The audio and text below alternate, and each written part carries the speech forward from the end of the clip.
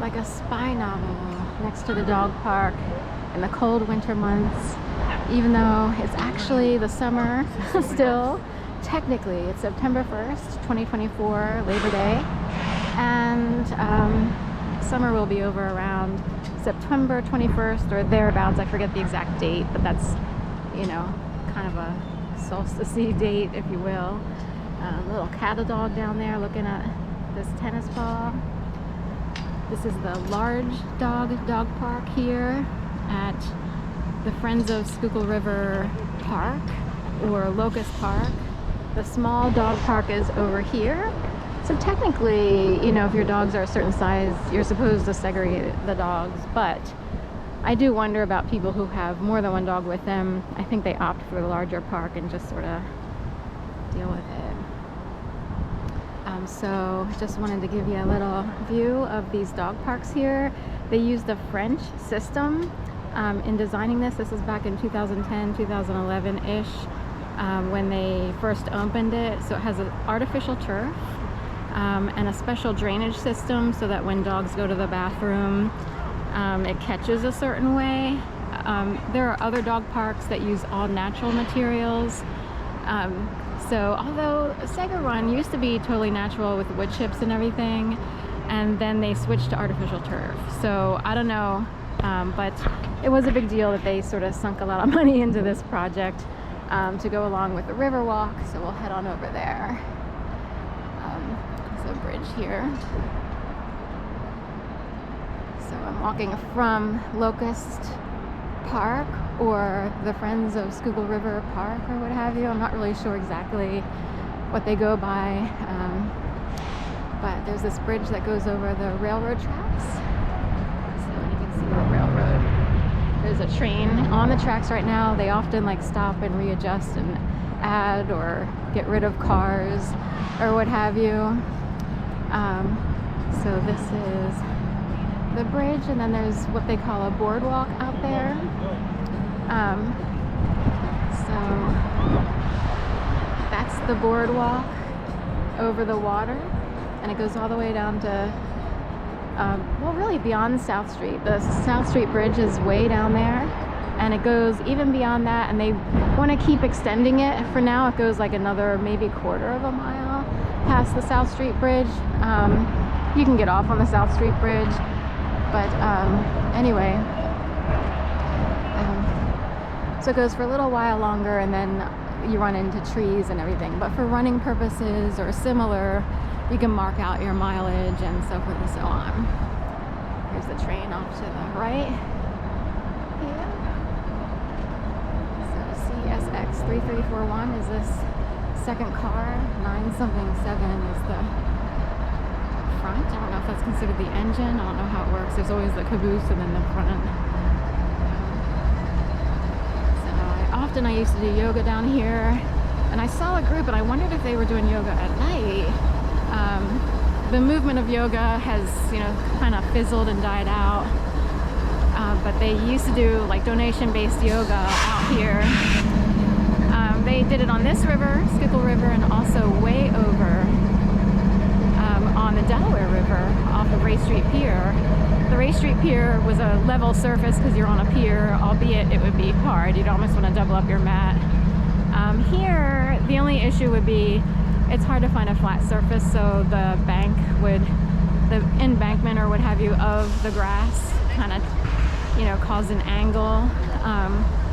And sometimes it wasn't, you know, a perfect space to do yoga because you had to work on your... I see some yoga mats being rolled up and everything, so they might have had a special class.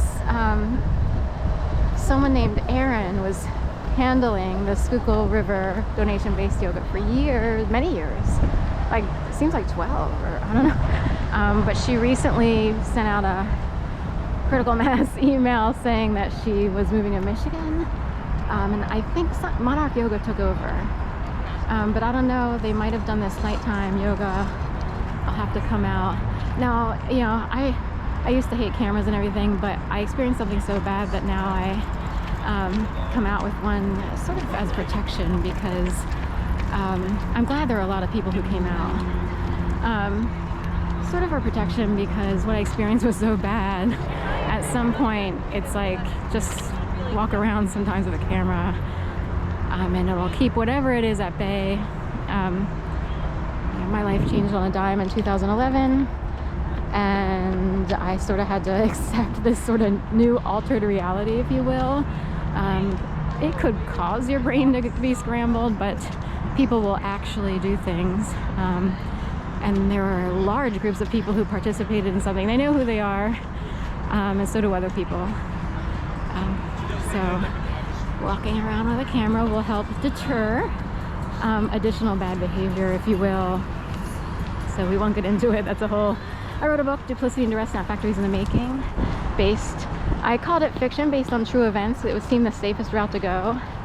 Nonfiction, the trouble you have with that is that people will challenge, or often with nonfiction you want to back it up with a lot of sources. Like, it depends on what type of nonfiction piece you're writing.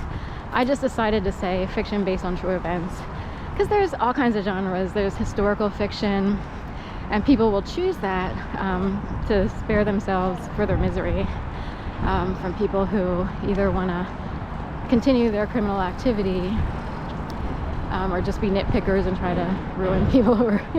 Either way, you know, I'm on the low end of the publishing world in terms of having connections or anything, so I wrote that. The pen is mightier than the sword, and so forth and so on. But what I experienced does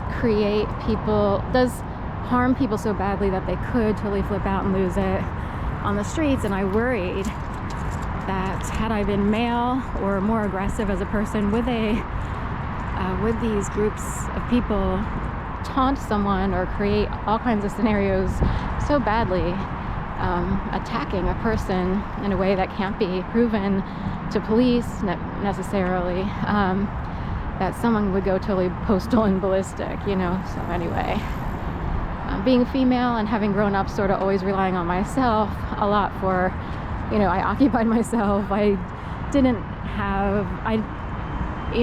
not used to having tons of support, like friend-wise or what have you. For people who are used to large support networks, if it were totally destroyed, they would go totally ballistic. Little bubbles in the air. So their bubbles would be burst, is what I would say. I didn't really have much of a bubble. So I was used to being alone, and how cool is that? So thank you. So anyway, that's the dealio there. But here we are on the Schuylkill Riverwalk, and I'm heading in the northern direction. It's like perfect weather kind of day, so a lot of people came out. Of course, it's a holiday, so people could come out and enjoy. So anyway, let's head on this way.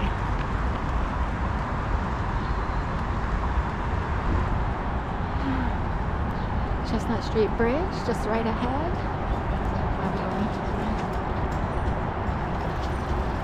And that heads on over towards what used to be the old post office.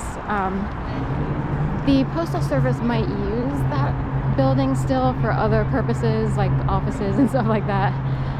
But further down would be the train station, 30th Street Station. And next to it is this sort of shard of a building